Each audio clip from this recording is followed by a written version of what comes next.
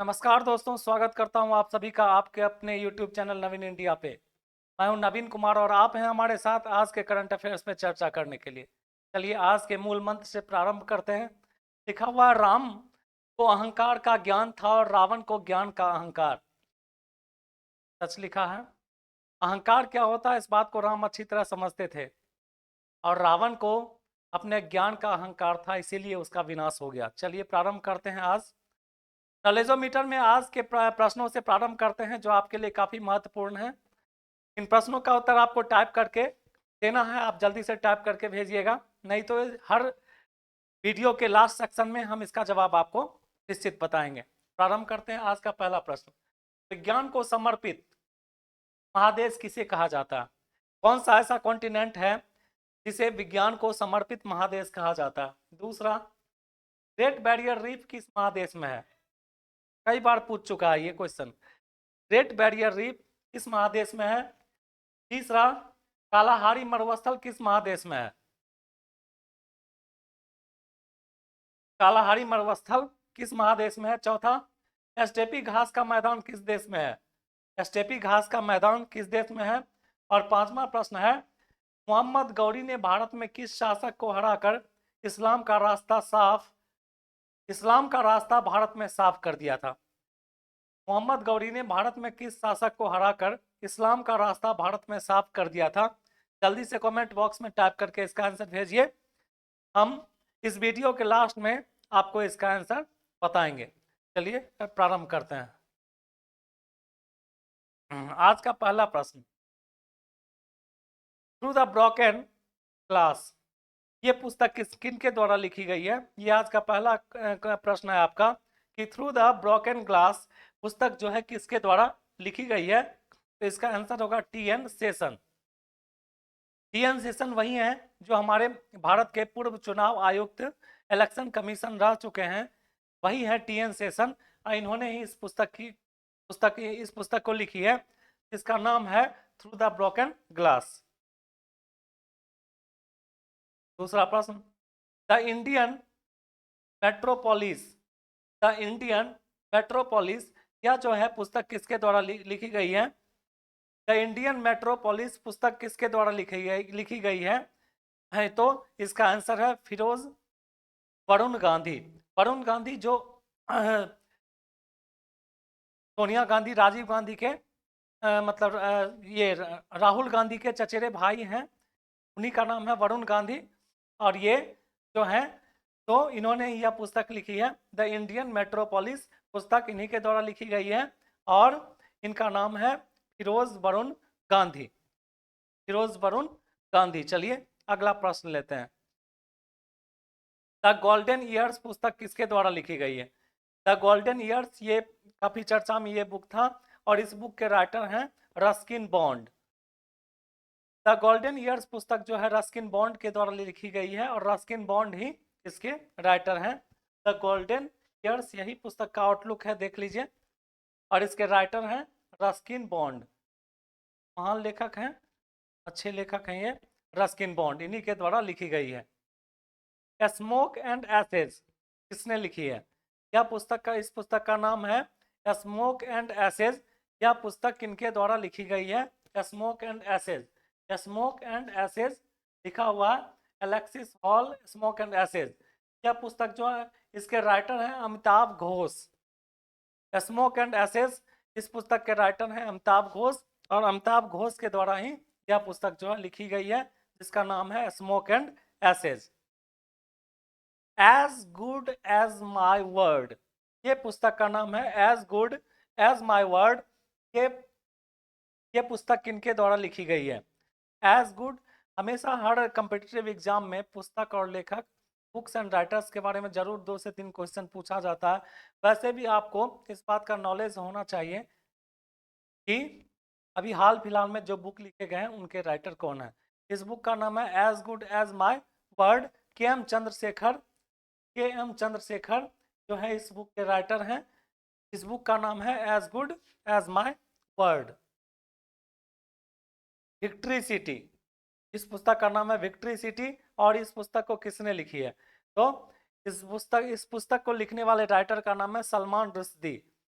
ठीक है, ये भारतीय मूल के ही हैं, सलमान रुश्दी, और उनके द्वारा लिखी गई यह पुस्तक है जिसका नाम है victory city. Victory city. The poverty of political economy. The poverty of political economy, इस पुस्तक के राइटर कौन है? आंसर होगा मेघनाथ देसाई। और इस पुस्तक का आउटलुक देख लीजिए, यही है the poverty of political economy, how economies abandoned, और इसके राइटर हैं मेघनाथ देसाई। मेघनाथ देसाई इसके राइटर हैं, आप याद रखिए। अंबेडकर ए लाइफ, डॉक्टर भीमराव अंबेडकर के ऊपर लिखी गई यह पुस्तक है। और वही ये अंबेडकर वही हमारे अंबेडकर हैं जिन्होंने हमारे संविधान का निर्माण किया था, जिन्हें संविधान का पिता भी कहा जाता है, फादर ऑफ इंडियन कॉन्स्टिट्यूशन भी बोला जाता है।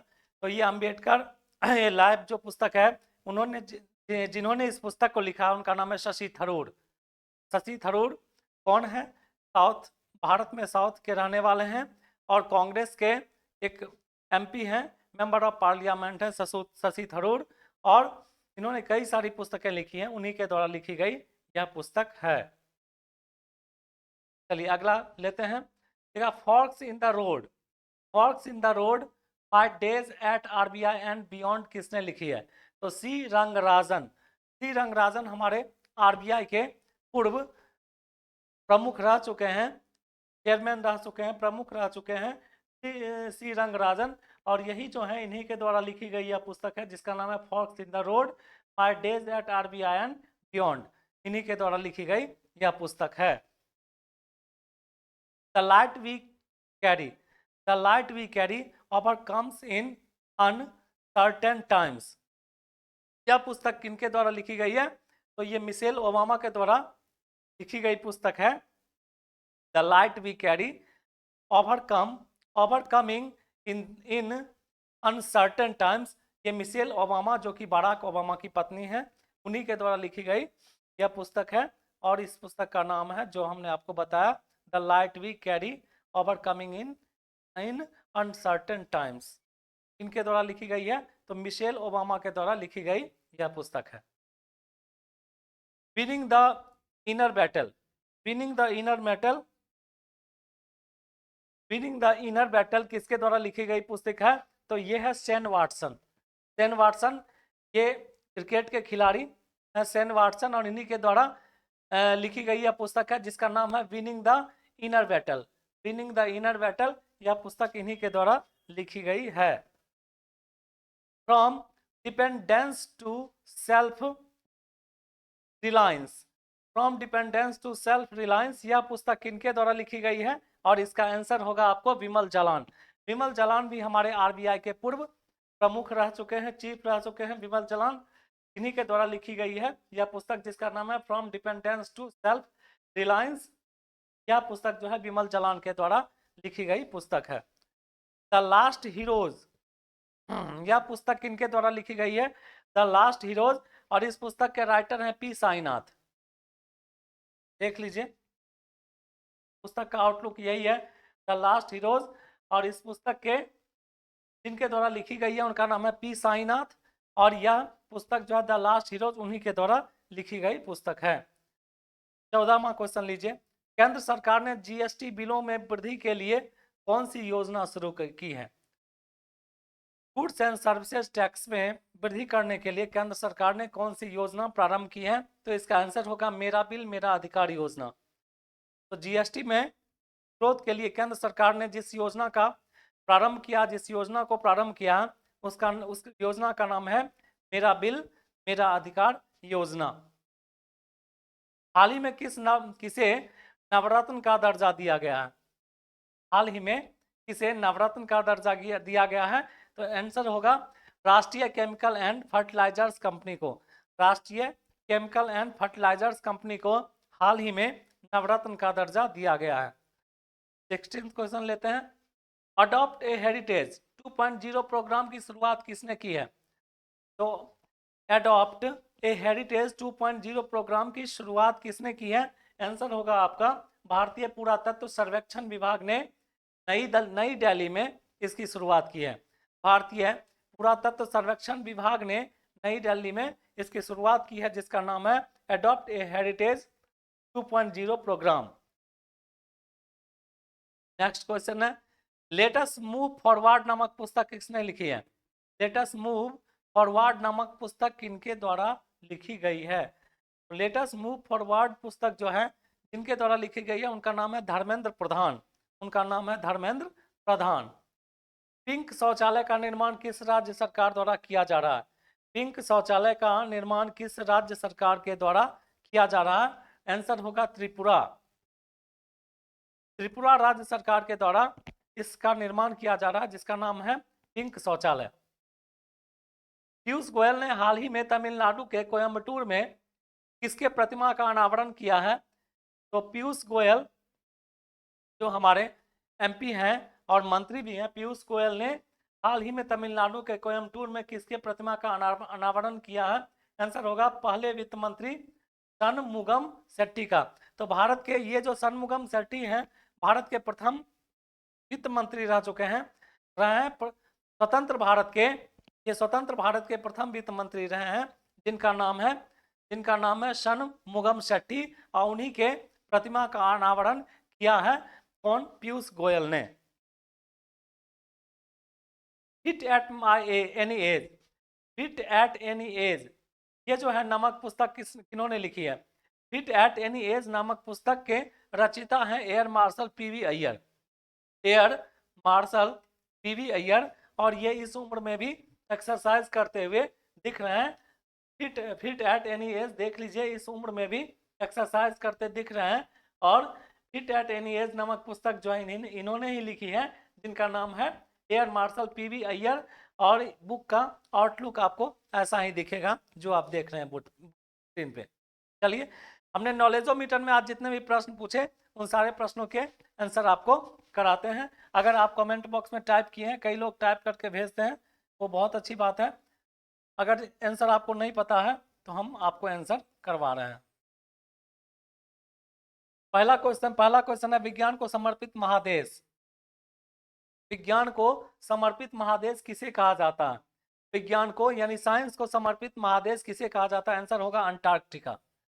ये अंटार्कटिका हमारे जितने भी कॉन्टिनेंट हैं उसका 7वां कॉन्टिनेंट है। इस पे हमने एक वीडियो भी बनाया है, आप जाके लिंक में वो वीडियो देख सकते हैं, जिसका नाम है अंटार्कटिका। इसे विज्ञान को समर्पित महादेश कहा जाता है। Great barrier reef, great barrier reef ये देख लीजिए, ग्रेट बैरियर रीफ किस महादेश में है? तो आंसर होगा ऑस्ट्रेलिया। कई बार पूछा जा चुका है, ग्रेट बैरियर रीफ किस महादेश में पाया जाता है? आंसर होगा ऑस्ट्रेलिया। आंसर होगा ऑस्ट्रेलिया। कालाहारी मरुस्थल, कालाहारी मरुस्थल किस महादेश में है? आंसर होगा अफ्रीका। कालाहारी मरुस्थल किस महादेश में पाया जाता है? तो आंसर होगा आपका अफ्रीका। इसका आंसर अफ्रीका है। स्टेपी घास का मैदान किस देश में है? तो आंसर होगा यूक्रेन। या स्टेपी जो घास का मैदान है लगभग मध्य यूरोप में पाया जाता है। मिडिल ऑफ द यूरोप में स्टेपी घास का मैदान पाया जाता है, और यूक्रेन लगभग वहीं पे स्थित है, जिसकी राजधानी कीव है। और आजकल रसिया से यूक्रेन का ही युद्ध चल रहा है, तो स्टेपी घास का मैदान जो है यूक्रेन में पाया जाता है, इसलिए यूक्रेन में गेहूं की खेती भी काफ़ी अधिक होती है। मोहम्मद गौरी ने भारत में किस शासक को हराकर इस्लाम का रास्ता भारत में साफ कर दिया था? तो आप पे भी मैं वीडियो बना चुका हूँ। मोहम्मद गौरी ने भारत में किस शासक को हराकर इस्लाम का रास्ता भारत में साफ कर दिया था? आंसर होगा पृथ्वीराज चौहान।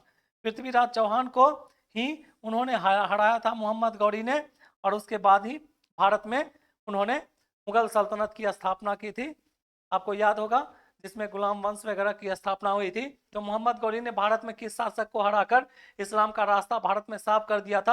आंसर होगा पृथ्वीराज चौहान। हम फिर से एक बार बोल देते हैं, विज्ञान को समर्पित महादेश, आंसर होगा Antarctica. Great barrier reef Australia में पाया जाता है। कालाहारी मरुस्थल अफ्रीका में पाया जाता है। स्टेपी घास का मैदान मध्य यूरोप यानी यूक्रेन वगैरह में पाया जाता है। मोहम्मद गौरी ने भारत में पृथ्वीराज चौहान को हराकर भारत में आने के लिए जो है तो इस्लाम का रास्ता साफ कर दिया था, इसलिए आंसर होगा इसका पृथ्वीराज चौहान। मुझे उम्मीद है आज कई नए प्रश्नों से आपको मुलाकात हुई होगी, और आप उसे पढ़ के कुछ अपने ज्ञान में वृद्धि किए होंगे। इसे राइट डाउन कर लीजिएगा, आगे आने वाले एकेडमिक एग्जाम में ये सारे प्रश्न पूछे जा सकते हैं। मिलते हैं अगले वीडियो में टॉप 20 प्रश्नों के साथ, तब तक के लिए थैंक यू।